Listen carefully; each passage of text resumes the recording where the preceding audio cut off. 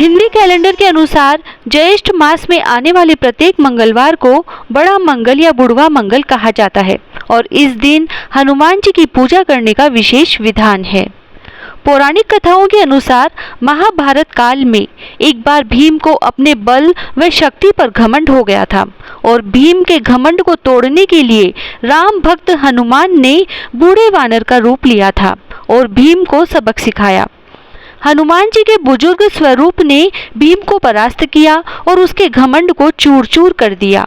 कहते हैं कि जिस दिन हनुमान जी ने बूढ़े वानर का रूप धरकर भीम को सबक सिखाया वह ज्येष्ठ मास का मंगलवार का दिन था।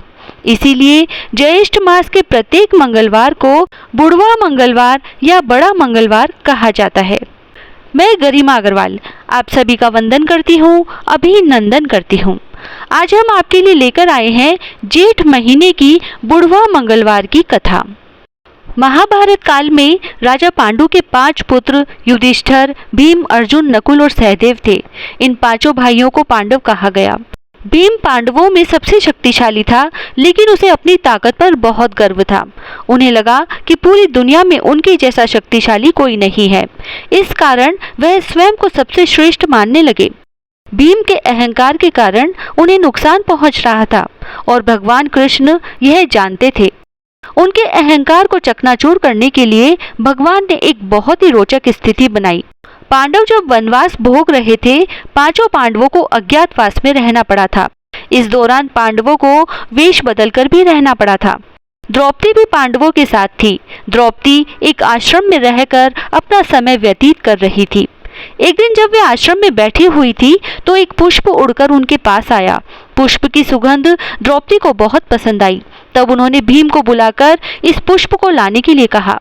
द्रौपदी की इच्छा पूरी करने के लिए भीम पुष्प की खोज में निकल पड़े। पुष्प की सुगंध जिस दिशा से आ रही थी, भीम उसी दिशा की ओर चलने लगे। पुष्प की खोज करते हुए भीम एक वन के द्वार पर पहुंचे। वन में जैसे ही भीम ने प्रवेश करने का प्रयास किया तो उनका पैर किसी चीज से टकराया। जब उन्होंने ध्यान से देखा तो पाया कि यह तो एक बंदर की पूंछ थी। जब उन्होंने बंदर की पूंछ का पीछा किया तो उन्हें एक पेड़ के नीचे एक बूढ़ा बंदर बैठा मिला। रास्ते में बंदर की पूंछ पड़ी थी। भीम ने वानर को संबोधित किया और अहंकार से कहा, हे वानर, अपनी पूंछ को मेरे रास्ते से हटाओ, मुझे आगे बढ़ना है। तब वानर ने धीरे से भीम की ओर मुंह फेरा और कहा, मैं बहुत बूढ़ा हो गया हूँ और बीमार भी हूँ। मुझ में पूंछ उठाने की ताकत नहीं है। लगता है आप बहुत मजबूत हैं। मैं आपसे विनती करता हूँ कि कृपया मेरी पूंछ को एक तरफ कर दें और अपने रास्ते पर आगे बढ़ें। यह सुनकर भीम को बहुत क्रोध आया।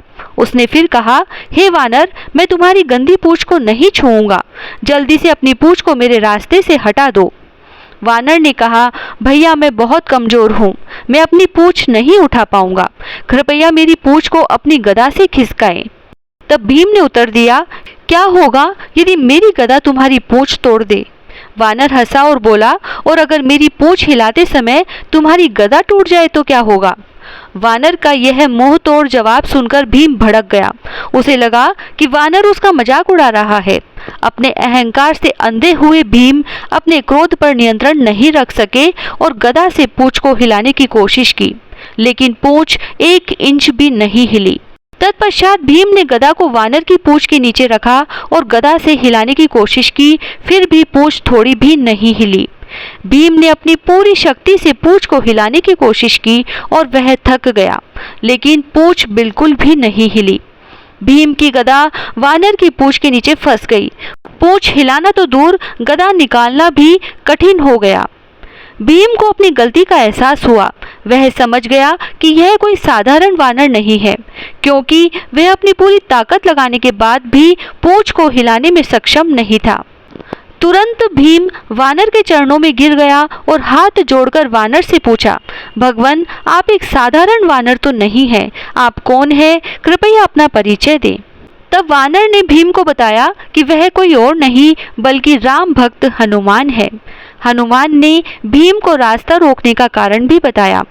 भीम हनुमान जी को देखकर चकित रह गए और हाथ जोड़कर खड़े हो गए। तब हनुमान जी ने भीम को बताया कि आगे विशेष वन है, यह रास्ता देवताओं का है और यह मनुष्यों के लिए सुरक्षित नहीं है, इसीलिए मुझे तुम्हारी रक्षा के लिए आना पड़ा।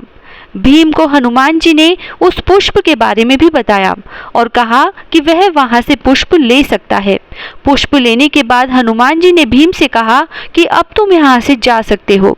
भीम ने हनुमान जी से आज्ञा लेने से पहले अपनी एक इच्छा रखी। भीम ने हनुमान जी को विराट रूप में देखने की इच्छा व्यक्त की। भीम के कहने पर हनुमान जी ने विराट रूप धारण किया। दर्शन करने के बाद भीम ने हनुमान जी का आशीर्वाद लिया। हनुमान जी ने भीम को गले से लगाया। हनुमान जी के गले लगाने से भीम की शक्ति और बढ़ गई और हनुमान जी ने भीम को महाभारत के युद्ध में विजय होने का आशीर्वाद दिया। माना जाता है कि जेठ महीने के बड़े मंगल को पर्व के रूप में मनाने की शुरुआत यहीं से हुई थी। कहते हैं इस दिन हनुमान जी की पूजा करने और इस कथा को सुनने से जीवन की सभी दुख तकलीफें दूर हो जाती हैं तथा घर परिवार में सुख समृद्धि आती है। जय श्री राधे।